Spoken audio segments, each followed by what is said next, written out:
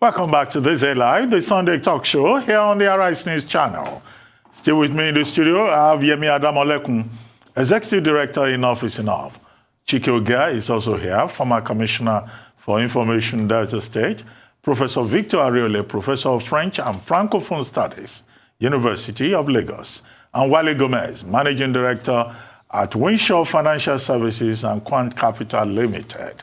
Well, gentlemen, and Yemi, you just listened to Chief Segun Odegbami, former Deputy Chairman of the Nigerian Olympics Committee, Nigerian International, and a sports columnist, helping us to review the Tokyo 2020 Olympics. And he raised a number of issues about Nigeria's participation and also the significance and the outcomes of that Tokyo 2020 Olympics.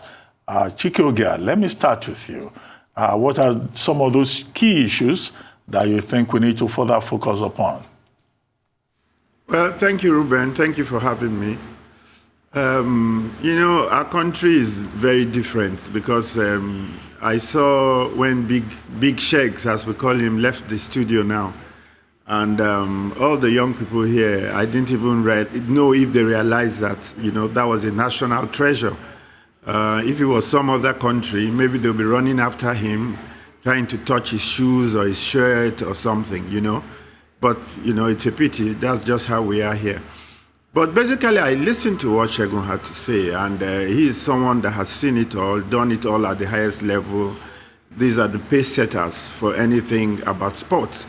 And because Segun is more than a sports person, because he's very, very well educated, and he's also a very smart person, because I know him personally, when Segun talks, it's something one should listen to.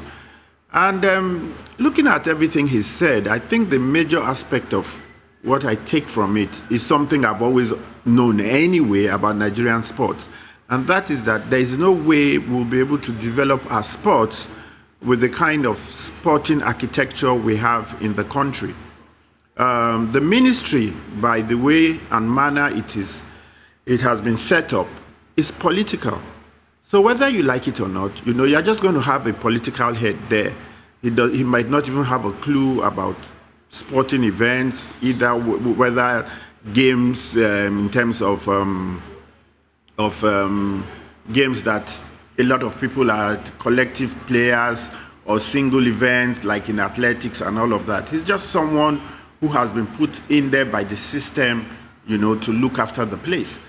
That way, where is the thinking going to come from? Where is the strategy going to come from? And that's why he talked about the National Sports Commission. And I'm also aware that a few states, including my state, when I was a commissioner, they did that. You see, when I was a commissioner in Delta State, what the governor did was that he professionalized the Sports Commission.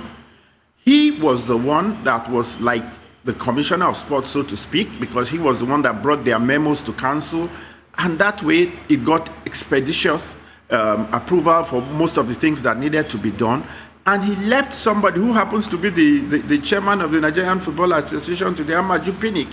He left him, who acted as a thoroughbred technocrat, and that was how sports was developed. Now, most of the things, it's not by circumstance or how do they say it, that the 2 medals we got in Nigeria are from Delta State. These were the work that was done at that time that is manifesting now. The Olympics, like everybody keeps saying, is such gargantuan height that it's not something you prepare for in 2 years. Like you are talking about Olympics in 2024. It's already late if we start preparing for it now. No, you spend 10 years, 15 years planning for it, because these athletes have to be primed. They have to start very young.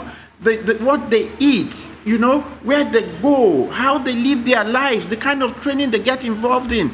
These are very vital things that you do over a decade, not a 2-year program. I'm sorry, if we're looking forward to having any more than 2 medals that we had this time in 2024, if that's when the next Olympic is, we are just wasting our time. That's the truth. Except obviously something from before that is on there somewhere that nobody has really realized, but a seed that has been sown 10 years ago is just about to germinate now. That's the only way we can go forward with this. So I think the most important thing we have to do as a country is to professionalize sports. We should get sports away from politics. Yes, politics is good. We can use sports to enhance our politics. We can use sports to get a lot of benefits for the country, but we can't use politics to run our sports, because once we do that, then we've lost it. That's the truth. Well, Gomez, let me come to you. You're also a sports person. Well, those days. Right now, when I went through the total Olympics thing about what we Nigerians are participating in, or we have participated in, I felt very disappointed in the fact that to have any medal in any sports engagement, it has to be preparation, number one. Number two, there has to be funding. And number three, there has to be the belief in the people that are representing Nigeria that, yes, they are Nigerians and they want to win for Nigeria. Now, the problem we have as a country is the fact that we have this hush-hush approach to anything. And I can guarantee you without any thing that most of the people that went to that Olympics competition, they were promised some things and did not come forth. And so they were disappointed in a lot of things, because I can see it in their body chemistry that most of these athletes were not emotionally ready to take part in the competition, because like Chika said, we take sports as part of a ministry. And in America, some of the guys that competed last week have been preparing for years, and they have to have a benchmark they will attain before they represent the country. Now, with us as Nigerians, we know the game. Probably somebody is sponsoring somebody or paying somebody to put their names in this, and they do not qualify to represent our country. Well, Mr. Gomez, if we could just hold your thoughts, we'll take another quick break, and then when we return, I'll come back to you. We'll take another short break here on Thisday Live, the Sunday talk show. When we return, we'll still be on the topic of the Tokyo 2020 Olympics. We'll be right back. Stay with us. Welcome back to Thisday Live, the Sunday talk show here on the Arise News channel. Still with me in the studio, I have Yemi Adamolekun, Executive Director in Office Enough, Chike Ogia, former Commissioner for Information Delta State, Professor Victor Ariole, Professor of French and Francophone Studies at the University of Lagos, and Wale Gomez, Managing Director at Winshaw Financial Services and Quant Capital Limited. Mr. Gomez, I was with you before we went on that break. Yeah. And you were making the point about the importance of preparation, about how those American medalists who topped the table were ready 10 years ago. Yeah, what I would suggest we do as a country is to look at those specific areas that we're very good at, like the football, the basketball, the weightlifting, and the boxing, and concentrate on them. So that at least, they judge your ranking based on gold medals. And those are the first priority before they go to silver and the bronze. And if we could have had about 4 gold medals, we will have been top on the list. So if we concentrate on those areas that we specialize in, fund them, bring money from sponsors, and fund them for the next 4 years, we will have a lot more. I'm just, as a Nigerian, I'm just so disappointed that ordinary Cuba can beat us. Cuba is not bad. It's just not the Cuba size of... has one of the highest education rates in the world. No, what I'm saying, if you look at their population... And per capita, they have more medical doctors than Nigeria. I know that, but when you look at the nation as a whole compared to Nigeria, in terms of our capital outlay and in terms of our population, whatever indices you could measure ourselves with, we cannot be compared to Cuba. The size of Cuba is about the size of Surulere, or the size of the Lagos State or something. And then they are beating us blue-black. It's a disgrace. And if we're not ready, let's just not go. We don't need to go. You don't have to represent, you don't have to be in the Lowly every year. But if we're going to be the next few years, we have to be prepared better than what we're doing now. It's a disgrace that we only have two wonderful girls, that the girls that really made us proud, up women. And thank you for that. Mr. Gomez, ladies, please. Okay, ladies. I'm sorry. Over to you, Professor Ariole.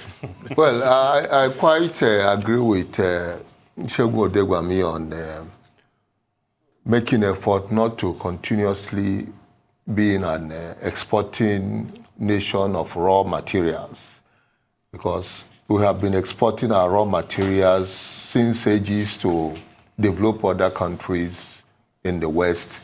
And here again, at the level of sports, we are still exporting our youth to those areas.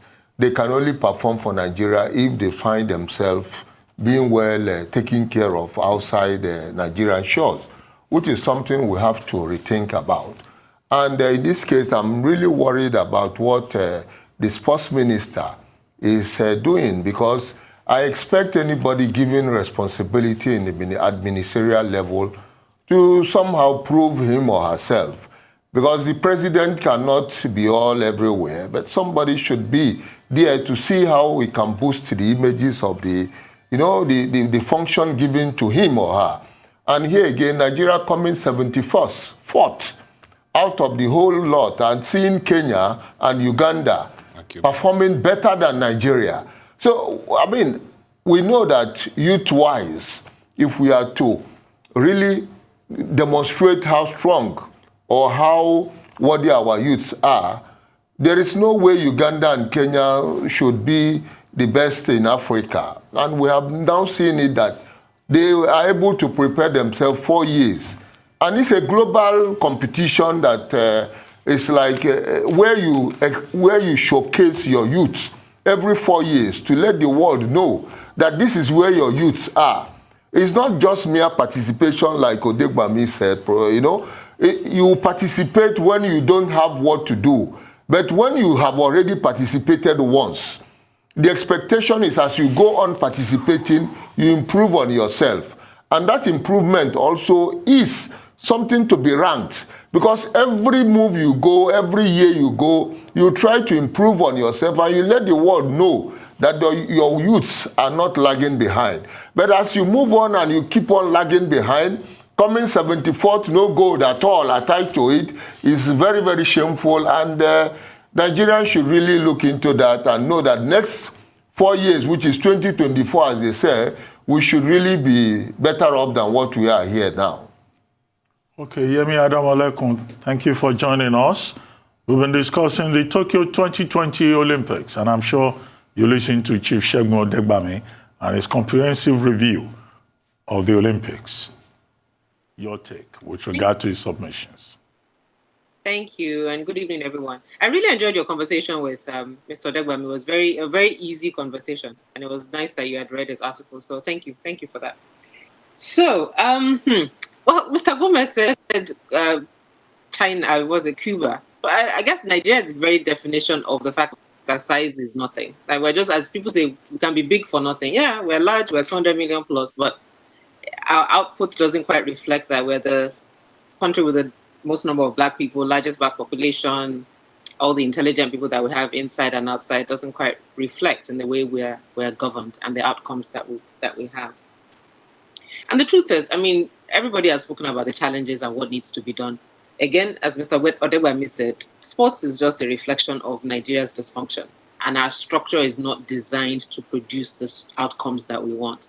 So again, as he said, if every 4 years we barely care about all these things, we'll continue to be here. Mr. Abati pushed it a number of times in terms of leadership. So not just in terms of leadership, a minister that's not sure he can be removed at any time. So what stake does he have to overhaul systems?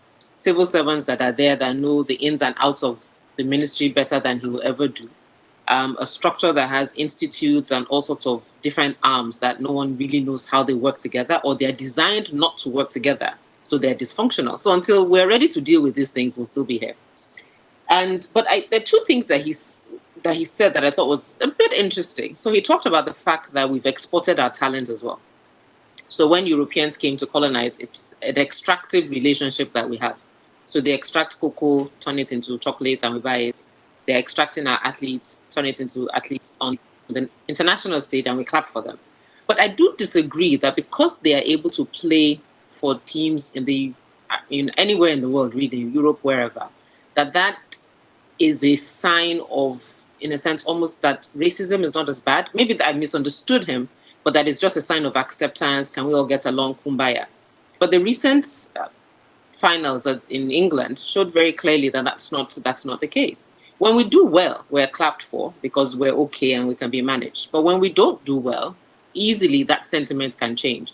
And so for me, it means that the underlying issues are still there. So not quite sure it's a good marker for where we are in terms of race relations and power dynamics between the West and developing countries.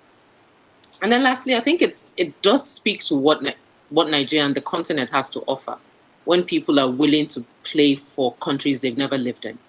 There's a Caucasian mixed lady who's, if you look at her, you think she was Caucasian, but she was exercising her grandparent role and joined the ladies soccer team, if I'm not mistaken. There are the 3 Egbunike girls who play for American basketball teams. 2 of them got to play on our basketball team. The male basketball team that he talked about, the coach and quite a number of the players are playing for NBA teams. They're not in Nigeria. So I think that there are a lot of things in there when we reflect on these things, and good to celebrate because the ladies did do well. But if we look at them holistically, they're symptoms of a much deeper issue of governance. And then the last thing for me that stood out at the Olympics is just the fact that as a people, we're beginning to be more comfortable. We talk about heart disease, kidney disease, whatever disease, but now we're beginning to talk a lot more about mental health. So for me, really big kudos to Simone Biles for being open about her challenges, following on Naomi, which was a few months ago as well, who also talked about her own protecting her mental health. And for those 2 Black women, that really stood out in this season where there's so much going on in the world that people are struggling to cope with. Well, Yemi Adam Olekun, let me just say that you cannot be more correct in Professor Bola Akintenwa's voice. And incidentally, you should all join us in wishing Professor Bola Akintenwa a very happy birthday. Today is his birthday, and that's why he's not on set. He's a man of great commitment, a very committed scholar, very productive intellectual, who takes every assignment seriously. And I think in many ways he remains a source of inspiration for younger scholars and those who have been very privileged to have ever related with him. Prof, if you are watching, happy birthday. Happy birthday. Congratulations from all of us here on Thisday Live. Happy birthday, Prof. Okay, quickly, let's talk politics. PDP politics, APC politics. All is not well with the leading opposition party in Nigeria. Last week, 7 National Working Committee members of the People's Democratic Party, PDP, resigned in protest against what they called poor leadership. Those who resigned include the Deputy National Financial Secretary, the Deputy Legal Advisor, the Deputy National Auditor, the Deputy National Publicity Secretary, the Deputy Women Leader, and the Deputy Organizing Secretary.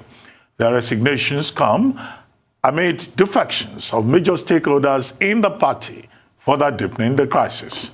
To resolve the conflict, an emergency Board of Trustees meeting was called, and a resolution to constitute a committee to resolve disagreements was agreed. Despite the resolution to constitute a committee to resolve disagreements among members, things are still not looking good for the party's leadership. There is also the need to take firm stand to drastically reduce the action of court cases by agreed members, but to always follow the procedure enshrined in the constitution of the party. Anyone that takes the party to court should be seriously disciplined. This meeting today should deliberate fully on the need to put our collective interests as 2 PDP members ahead of any personal interest against unity and stability of the party. I believe seriously that the members of the Board of Trustees who have worked so hard from the beginning And now that in collaboration with the National Working Committee and the Governors Forum, we will be able to chart a course that will bring victory to our party. We've agreed that we set up this committee urgently, and within the next 48 to 72 hours they will meet, and at the end of that meeting, the country will see the direction which the party is going. Also, the ruling All Progressives Congress, APC party, is facing legal complications, which have thrown its leadership into confusion since last weekend, after a Supreme Court judgment in the Ondo State governorship election sounded an alarm. The judgment suggested that the APC caretaker committee arrangement violated the Nigerian constitution, and it was wrong for Mai Malam Buni, the governor of Yobe State, to hold two executive positions, Yobe governorship and APC caretaker chair at the same time. The APC is apparently yet to agree on a strategy to approach the quagmire it has found itself in, but the majority of members feel the party can minimize its losses by first cancelling the congresses and then fathoming a way out of the legal ditch in which it has found itself. This judgment has made some APC chieftains, including Festus Keyamo, call for the dissolution of the caretaker committee. Well, two issues here. The details are slightly different, but it seems to me that what we're dealing with is the crisis of, one, internal democracy and the underdeveloped nature of the political party system in Nigeria, despite the long history of the political party system in Nigeria. But Yemi Adamolekun, let me start with you. What do we face here with these two prominent leading political parties in Nigeria, and what are the implications for our democracy? I think for me, it's simply, the implosion, I think is the word, of APC has been long predicted. And the fact that members cross carpets quite freely also means that one could imply that there will be an implosion in PDP as well. But I think for me, the larger lesson really is that for Nigerians who, in a sense, we've mentally boxed ourselves into a two-party state, and we're watching the two parties, I think it was 2015 elections or maybe 2019 elections that Mrs. Ezekwesili dubbed them there was a word she used for them, now I forget. Anyway, but two sides of the same coin, basically the same party. That it's an opportunity as we work towards 2023 for those who want to play in the political space to offer Nigerians something new. I think if there was ever a time that Nigerians could rally around a group of people that could sell an idea that's quite, and it's not a lot really, because APC and PDP have shown that the bar is so low that anybody that could even just not have a fight in a meeting or have officials of the party who actually respect themselves, who actually have a clear position, who don't contradict themselves, who are not breaking bottles or shooting themselves or kidnapping themselves. If we can actually have a party that shows the best of ourselves in what we want for Nigeria, there's an opportunity, I think, for that to happen, and I hope we do. For those who this song and dance has become quite tiresome, that we are able to put that together, because I think a lot of what is happening sets the stage for that to offer something new for Nigeria. So all these conversations we're having about ideally our sports team will do this, ideally our universities will do this, our secondary schools will do that. We can actually have people who can deliver on that promise. Well, Chike, let me come to you.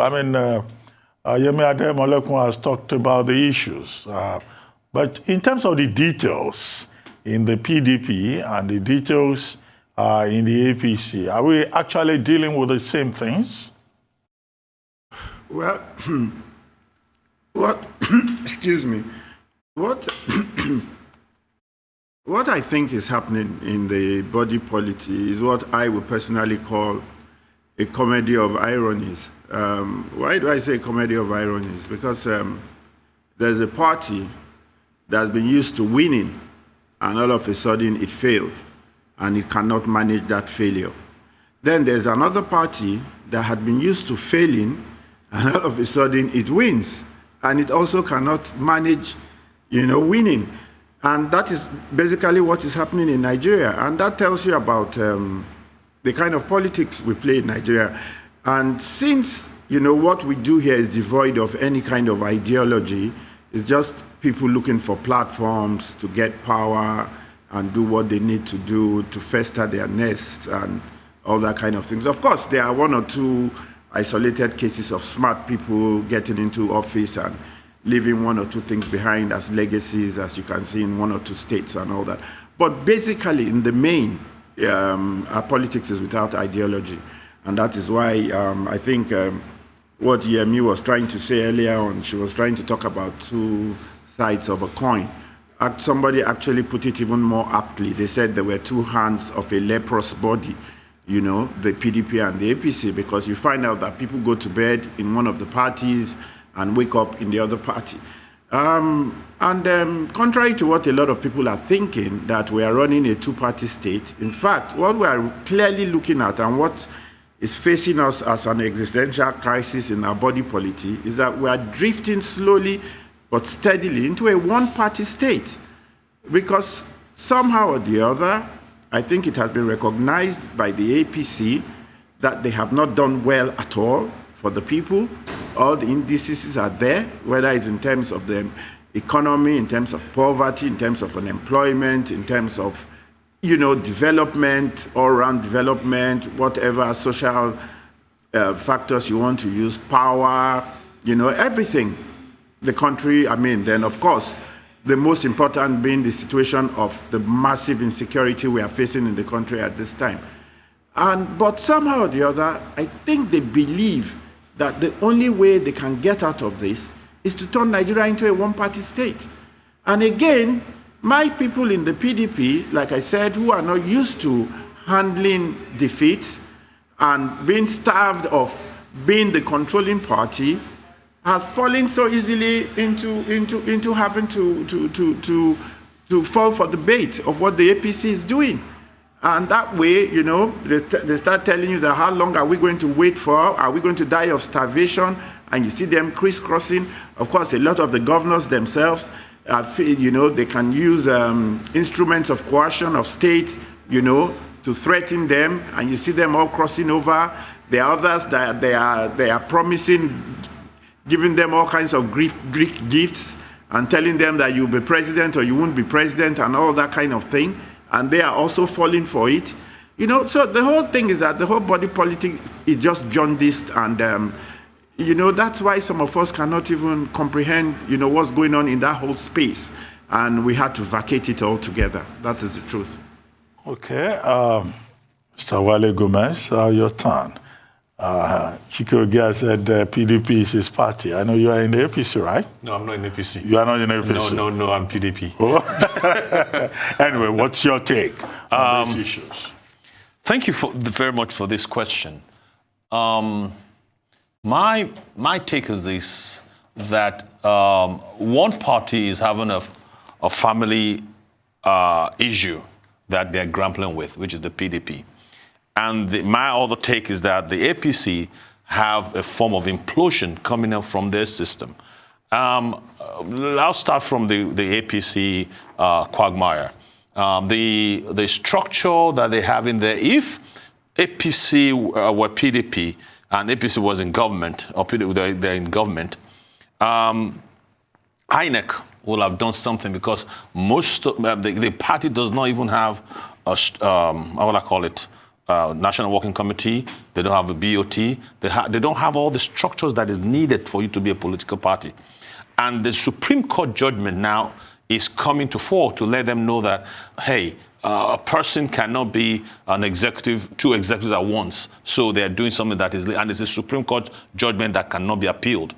Right now... No, but that's Supreme Court judgment. There are two sides to it. Okay. There's a majority side, read by Justice Emmanuel Agim. Okay. There's a minority side, read by Justice Mary Udili. So if you look in terms of the details, you know, the reference to Section 183 and Article 17, subsection 4 of the APC Constitution, the only problem is that the majority judgment haven't referred to Section 183 and Section 17, subsection 4. There are elements within the party who are saying it's better to err on the side of caution, because the majority judgment is saying that if Malam Buni had been joined, the majority ruling could have gone the other way. That's the bone of contention. Okay, thank you for that, because you're a lawyer. Thanks for explaining that to us. But what we're reading here is that Buni cannot take the two sides, and that's why they're going around trying to get it sorted out one or the other. That's their own issue now, which has to be taken, which they have to take care of. On the other side, which is my forte, it's a family affair. In some families, you'll find people that say, hey, you're not treating me right, and I'm going to stay outside the family until you guys get yourselves together. And that is where the issue right now is. I think it's a good thing that there's a committee that has been set up to look at it, to get it sorted out, and so that the PDP can have a good structure in place. For now, we Nigerians are watching. And hopefully, everything will be settled very soon. Thank you. Professor Ariole, well, you and Yemi are the only completely neutral persons in this matter. Yes, I'm very neutral, but I'm also interested in having good political structure in Nigeria. Otherwise, all of us will be sinking, and it's necessary to alert Nigerians that opposition does not mean you are completely out of the political stage, or that you are completely out of a winning game in Nigeria. Opposition could also be a winning party on the side of helping the populace to understand how to get the winning party on its toes. And as I see it, we have known APC to be a coalition of different parties and people with different mindset and whatever. So they could even been excused. There is somehow the idea or the notion to pardon APC if they are erring in their ways. But it's very difficult to pardon PDP when they go erring. And this, I just wonder, where is somebody like former President Obasanjo? Where is somebody like former President Goodluck Jonathan? Where is somebody like Namadi Sambo, Vice President of Goodluck Jonathan? And where are they? These are people who would have said, okay, we have once been winners, and now we are now seeing ourselves at the other side. We must still stand firm to make sure that Nigeria moves forward. The concoction I'm having, or the people I'm seeing in PDP coming to judge how best to handle PDP, look like strange people as far as I'm concerned. If not David Mark alone, I see somehow as somebody who has what do you call Saraki is not even very good looking to me, having been in the two sides. So really? I'm not. Yes, he has been in the two sides. I'm not too comfortable with Saraki. Over there haven't been in the two sides. No, David Mark, for example, have been very consistent on that side. That's one person. Yes, that's the only person I see. I can really relate with and say yes, he's working and making effort to see that PDP gets to be what it's supposed to be. But I don't see others. But I'm only worried that people like Jonathan, people like Obasanjo, people like Namadi Sambo are not present in that discussion process to see that PDP still remain what it is.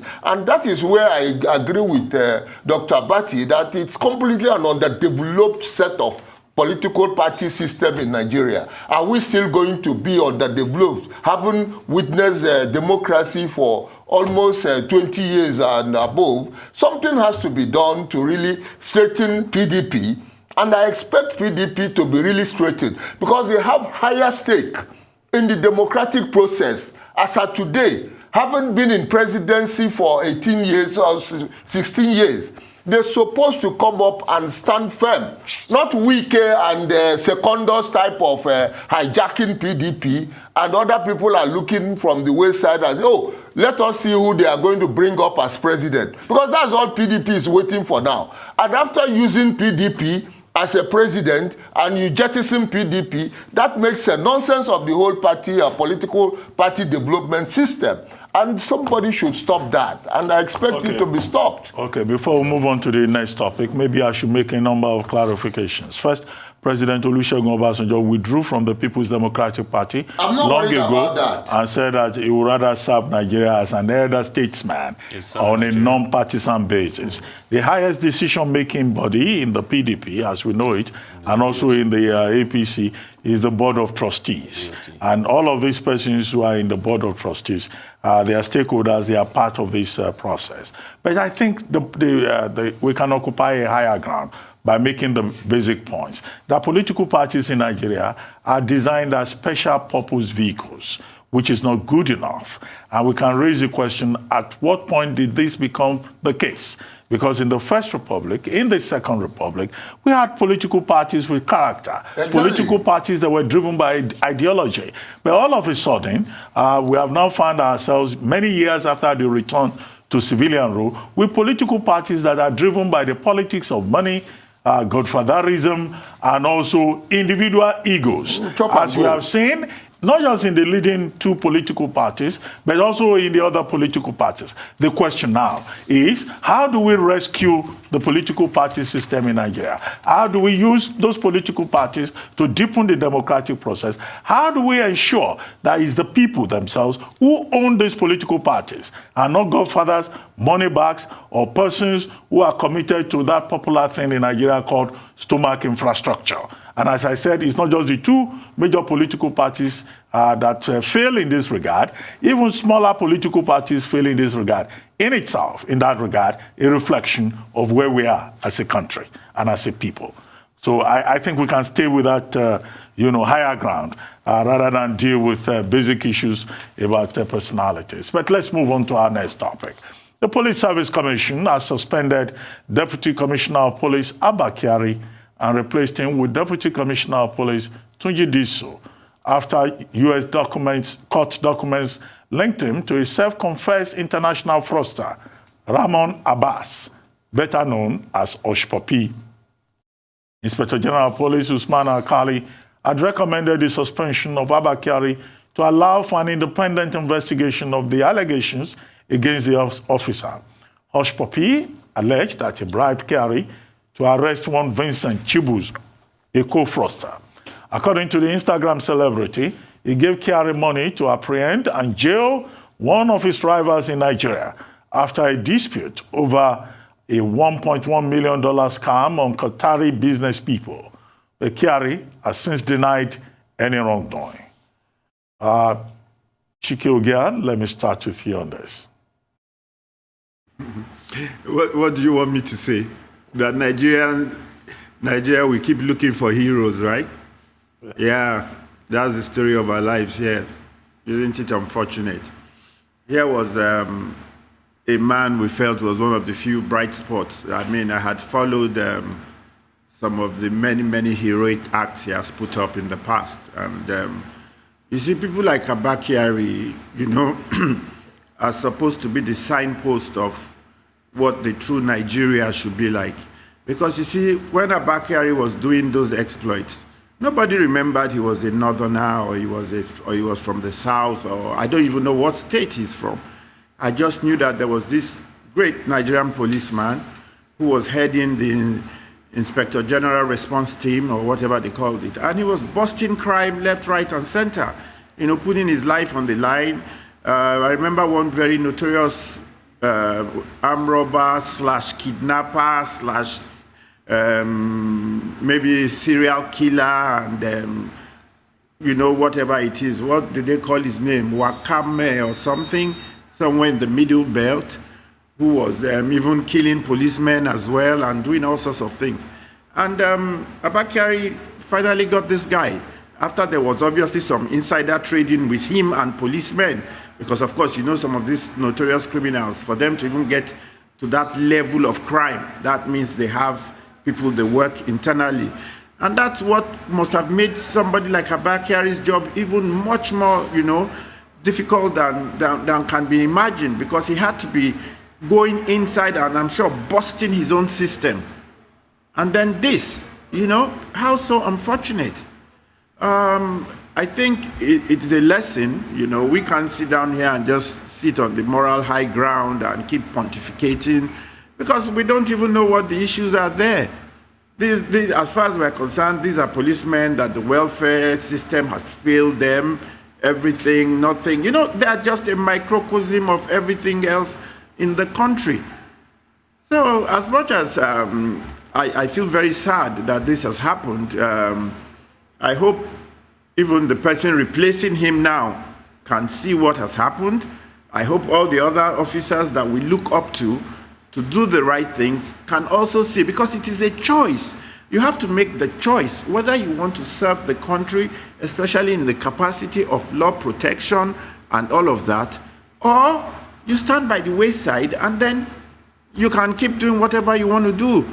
But you can't be an agent of the law or a law enforcement officer and you be, as alleged, you know, as we can see, you know, aiding and abetting crime. And once again, it takes another power, another, you know, country to expose this. And of course, the man was a bit very hasty in his reaction. He was still trying to sound sanctimonious. He went on social media, he went on the internet saying that, don't worry, nothing has happened, I'm good, I'm that and that. Of course, by the time the American starts to, you know, open these files, as it were, he now realizes that, you know, and the internet doesn't forget. So all those things he said, he could have well just have kept quiet, because those are things that I'm sure that will be used in evidence against him now. Well, whether we like it or not, this is an issue between two nations, two sovereign nations, and I expect a situation of due process, you know, in the law courts to go through. Of course, there's a law of extradition, and I'm sure Nigeria has that arrangement with America. And if everything goes, of course, he will have his day in court. Okay, Chike, let me come to you, Yemi Adamolekun. Some other dimensions to this narrative about the Oshpapi trial. Some people have argued that, you know, Abba Kyari, Deputy Commissioner of Police in charge of Police Intelligence Unit, that he wouldn't be able to do his job if he doesn't make friends with the underworld. And that's what is done in other parts of the world. And there have been groups, including the Arewa Youth Consultative Forum, the youths, you know, and also the Miyetti Allah, saying that, look, this is an attempt to pull down a northern star. And in any case, the legal argument that, you know, this is a matter between two sovereign states and that Abba Kyari cannot be extradited until due process is followed. And that in any case, whether there is any request for extradition or not, if you look at the 69-page deposition, that there is nothing originally linking him to the crime. And that if he may have done anything, it will be abuse of office within the Nigerian jurisdiction, and that the Nigerian government has a right to turn down any extradition request. What do you think? Well, I'm not privy to the details of the case nor the law, but I would say if the FBI is requesting for him, there's probably just a bit more than he violated your own laws. I mean, the FBI has no business coming to Nigeria and say, oh, this man has violated your own laws, so we would like him. So whatever Arewa Youth or Miyetti Allah are on about, it won't be their first time trying to either ethnicize or politicize anything. Pulling down a northern star. Did he commit a crime? Which one is pulling down a northern star? I don't care if it's a southern, eastern, western, Abuja star. If he committed a crime, then let him do it. And that's, again, part of the challenges that we have as a nation, where we don't want to hold people accountable and we want to make excuses. And I hear Mr. Oge, I mean, I tangentially followed some of his exploits. But for me, the fact that a police officer had such a prominent social media profile, and not only that, was publicly and very comfortably hanging out with, as I said last week, a man with no known source of income, for me was problematic. So I knew there was definitely something there. And you're right. Around the world, people do make connections. That's why, I mean, Hushpuppi didn't give himself up. Somebody gave him up. Beyond either tapping his phones or getting in there, I'm sure they had intel from people within his ecosystem. So investigators, police officers, security agencies working with people within that world, you cut a deal, you give somebody up for your own leniency, standard practice across the world, as you've said. But it's not flaunted. It's not done on the pages of Instagram and Facebook. It's not done in our faces. And again, his initial statement also speaks to someone that didn't understand, that obviously wasn't doing that. Because if you were doing it in a way that was because you were trying to get information or because you were you were forging these relationships to an end, then the kind of communication you would come back to us with will be very different. So there's a naivety not only in the way he flaunted his interactions, but also in the way that he has responded to the allegations. But I think what's also important is an article that I think came out today in the Foundation for Investigative Journalism that claims that Mr. Egbunike, who has been put in charge of the panel to investigate Abba Kyari, was one-time director of budget and finance for the police and was responsible for contracts to build transit camps in Kano and Benue to deal with terrorists in those areas, dense areas. And there's the article alludes to the fact that, well, not alludes, actually, the projects were paid for, but they were not implemented, and sort of alludes to the fact that Mr. Egbunike might be involved in a scam. So I think for me, these are the things that sets the tone for where we're going with this investigation. It is clear for anybody who has paid any attention to Nigeria's police force is that you can't have one corrupt police officer. It's a whole ecosystem of them. So what is also clear to me, and of course this is my view, not Thisday Live's view, what is clear to me is that Abba Kyari did not work alone. So whoever it was that he had pick up the gentleman and keep him in jail for an extended period of time, everybody obviously knew that there was no paperwork keeping this guy legitimately. So there are a lot of accomplices, and whatever monies were paid, even the ones they collect on the road, the understanding within Nigerians is that the money gets shared freely within the police force. So having said that, to set up a panel to investigate.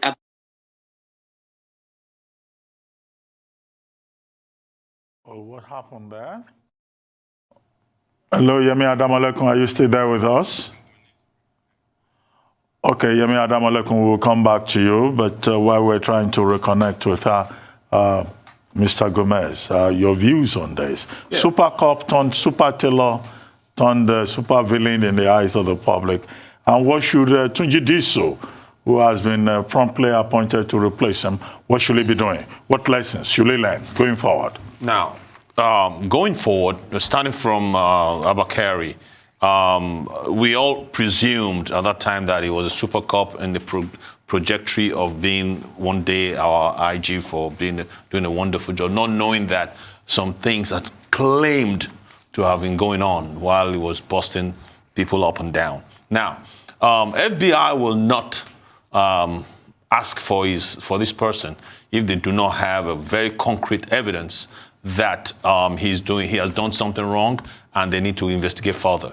Now, as a Nigerian citizen, Abba Kyari has the right to, make sure that the proper process should take place before he's extradited over to the United States of America. Now, as for Tunde, and we don't even have the total case file, so we won't even know how he's going to be able to handle that. Now, as for Tunde Diso, I want him to take the good ground, being a person that has been brought up in a very good school, St. Gregory's College, and which is my alma mater. Where is that? In Ikoyi, Where Lagos. Is that? St. Gregory's College. Ikoyi, Lagos. Oh, really?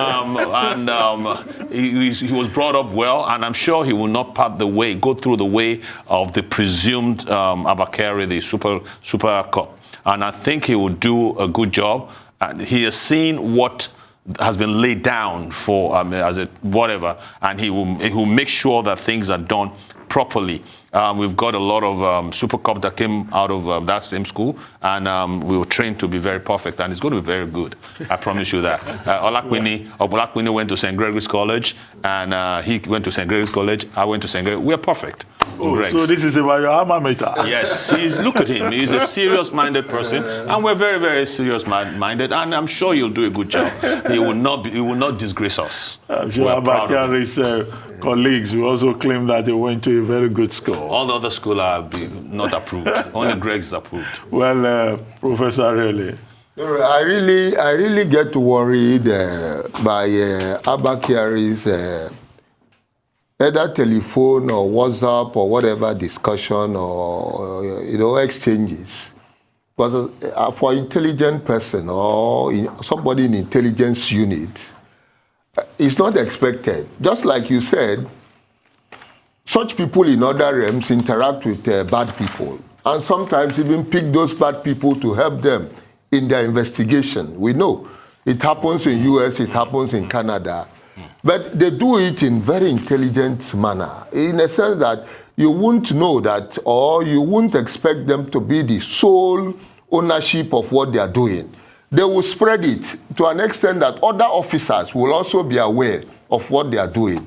And this is where I expect Abba Kyari to prove that, yes, there are other officers also who knew what he was doing with hush puppy, if possible. Otherwise, then he's in for it alone. But beyond that, I also see something that is not very clear. I mean, in the present police disciplinary instituted disciplinary process, I expect them to really make it very open, not like Magu old. Because we don't want to have a Magu case that we don't even know what happened, and just suddenly we were told Magu is no more the EFCC man. This one is necessary for people to have, the transparency process that go with such investigation, so that if FBI want to see it and they see it, and they will know that, yes, Nigerian police has disciplinary process, and they were able to investigate what their person did to an extent that it is very exposed and very known that he is either exempted or exonerated or guilty, and they should know the process that landed him into being guilty. But as I know it, and people have been saying it, that he is not the only police person who has been dismissed in police force. Others have been dismissed, they were not taken further. And they say the highest punishment such a police person can get is dismissal. Now the question is, if within their own investigative process, they dismiss him, and as a Nigerian citizen, is it meant for him to go and answer for himself in the United States? Or is it for police that is linked to Interpol and that requires some best practice out of Nigerian police to take him down to United States? Those are questions that will come after. For now, I can see it as partially sub judice, talking about it because police have decided to take it up and do something about it to prove how guilty or how not guilty their person is. For now, he's still a police officer. And I expect Nigeria also to know that somebody at that level, Deputy Commissioner of Police, must have been trained or must have been made, to be capable of what goes on in the world policing system, so as not to get Nigeria exposed in this kind of, humiliating process or humiliating exposure. And we should really be mindful of that. Not an issue of being a northerner or westerner or easterner or whatever. It doesn't come in here at all.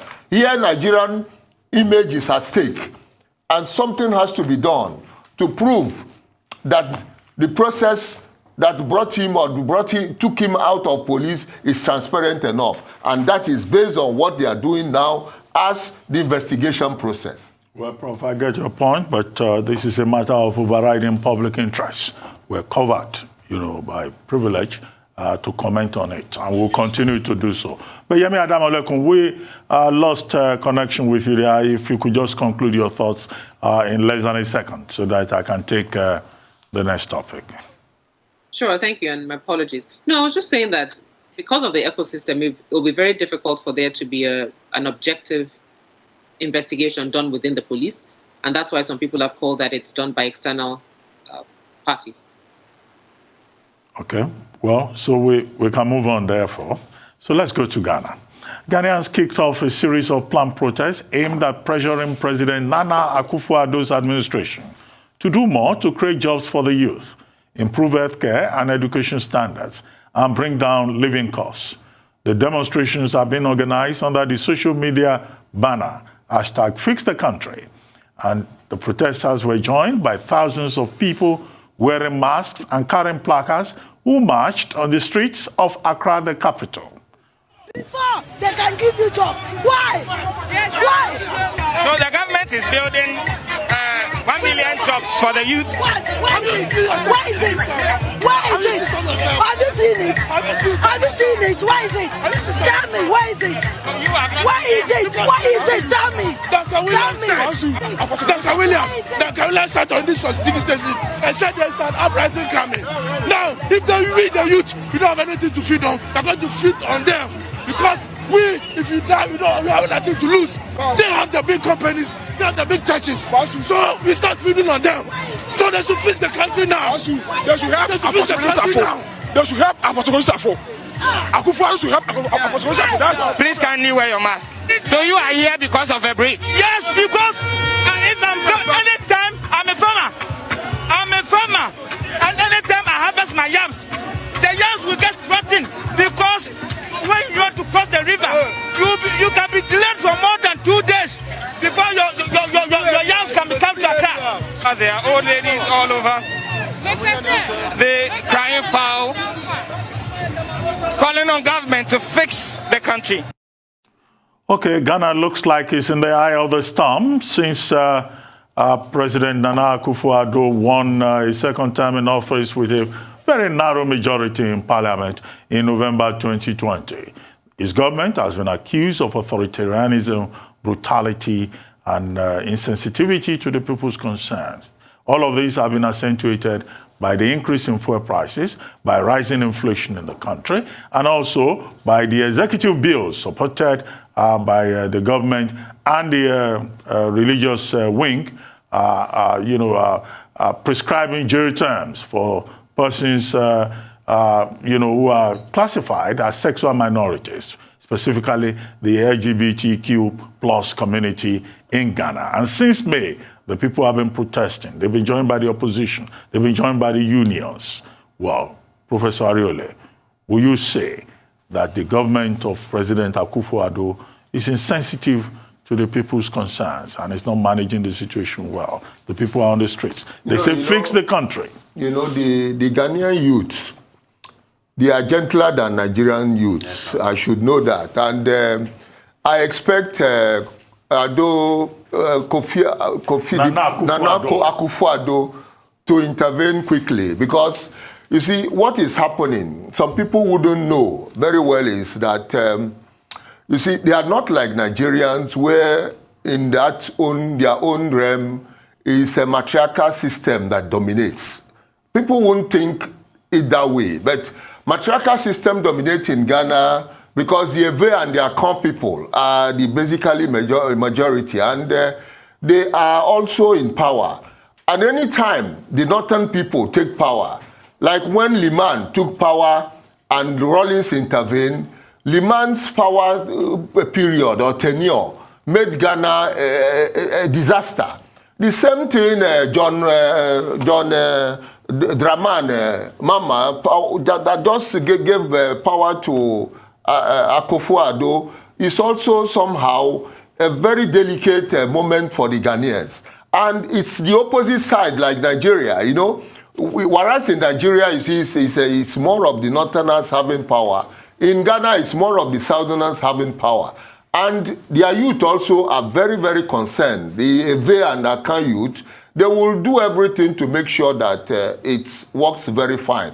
And I just see it as a storm in a teapot. It will be over because it's capable of getting it right. The youth are not so volatile like we have in Nigeria, and they are not so much in quantum in terms of education. And the working populace in Ghana is just about 15 million, as against Nigeria that has about 64 million. So it will be manageable, and the youths are not so much concentrated in university tertiary education. Ghanaian youth are just interested in the basic, and they are artisans as well as farmers and people who are not too much worried about the elite situation, because the Ghanaian situation is not as just bad as what we have in Nigeria. And I'm very sure the president will tackle it right. Okay, I hope so.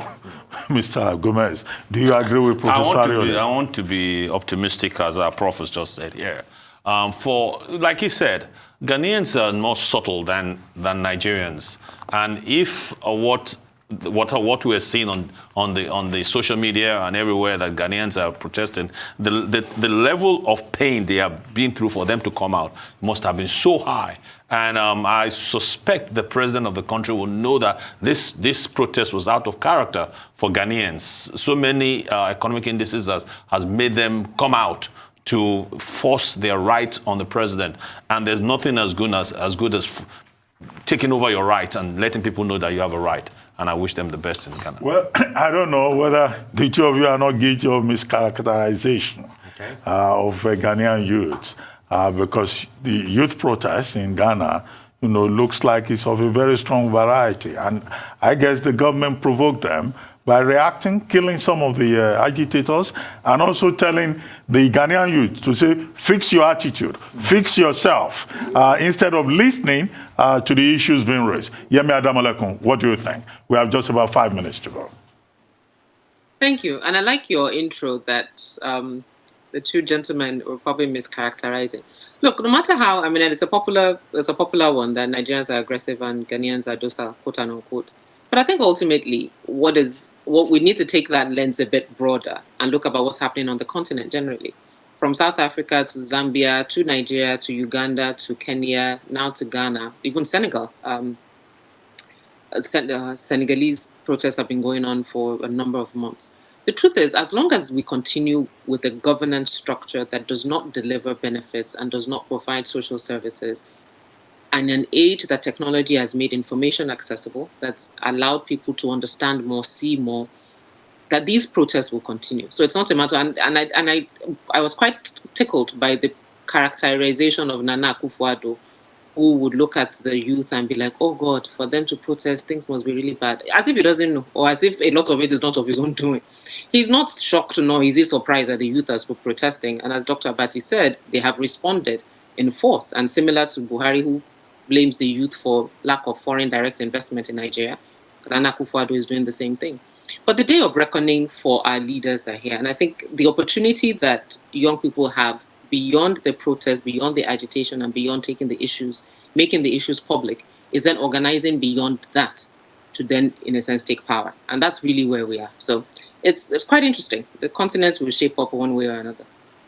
Okay, Chike Ogia, you have the last word on this subject. What else can I say? I think they've said it all. It's a situation of cry our beloved Africa. It's same issues all over the continent. Bad governance or misgovernance. From the footage you put out there, the young person, whether he's docile or not, that's not the point. The point is that he deserves to be governed well. And he says his crops in his farm go rotten because the time between he can get out his crops from the farm to the market, it's too long. Obviously, there must be issues within the chain of transportation and all of that. And, like maybe what Yemi was trying to say, they are basically the same issues, and in the case of Ghana, again, what Professor Ariolo said, so it doesn't matter which of the two parties are in power, it's the same misgovernance issues that are going through in Ghana, as well as in most other parts of Africa. So the point is now, who would save Africa? That is the problem. It's very frustrating, if you ask me, because they are just the same issues.